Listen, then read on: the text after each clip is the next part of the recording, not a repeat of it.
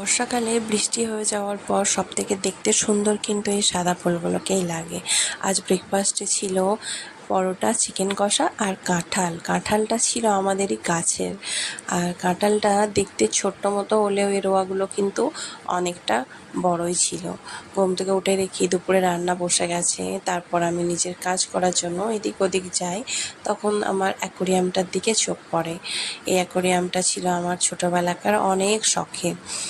একটা সময়ের মধ্যে অনেক রং বেরঙের মাছ থাকতো, আজ সেই অনেক সংখ্যা কমে এখন এক দুটোতেই রয়েছে সীমিত।